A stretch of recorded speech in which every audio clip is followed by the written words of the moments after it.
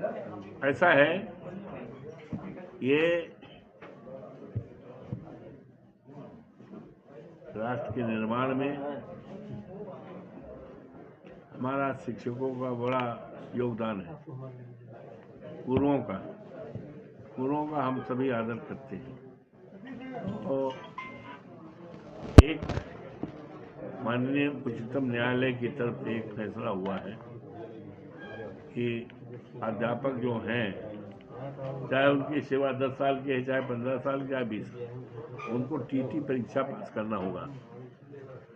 तो माननीय उच्चतम न्यायालय के इस आदेश के कोई हमारा कमेंट नहीं है, ना आलोचना है, क्योंकि हम लोग तो न्यायालय का आदर करते हैं, सम्मान करते हैं, संविधान का आदर करते हैं, सम्मान करते हैं। हमारी पार्टी करती है, हमारे नेता करते हैं, हम जैसे कार्यकर्ता करते हैं। तो न्यायालय के इस आदेश पर कि शिक्षकों को टीटी पास करना पड़ेगा, चाहे 10 साल की नौकरी, चाहे 20 साल की। जबकि उस समय जब भर्ती हुए हैं तो उस समय की जो सेवा शर्तें थी, उन सेवा शर्तों को पूरी तरह से फुलफिल करने के बाद ही उनका अपॉइंटमेंट हुआ है। तो अब उनको फिर जब रिटायर होने जा रहे हैं तो फिर टीटी परीक्षा, तो कितना अभी आईएएस कोई बड़ा सीनियर आईएएस हो, 15-20 साल की, 25 साल की सर्विस हो, अब आज कह दिया जाए आईएएस की परीक्षा कंपटीशन, तो मुश्किल हुआ ना। तो इसमें सरकार की तरफ से नेग्लिजेंस है। सरकार की तरफ से माननीय उच्चतम न्यायालय के समक्ष मजबूती के साथ, तथ्यों के साथ बात नहीं रखी गई, अन्यथा न्यायालय से आदेश कुछ दूसरा होता।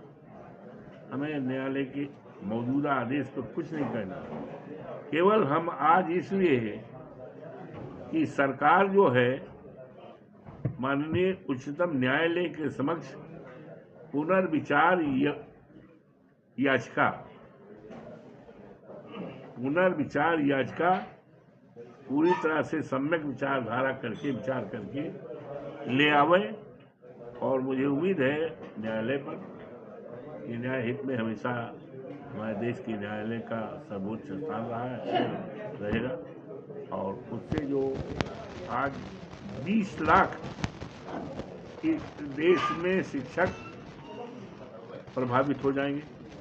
उत्तर प्रदेश में 2 लाख, अब एक परिवार में अगर 5 ही सदस्य मानिए तो 1 करोड़ हो गए देश में।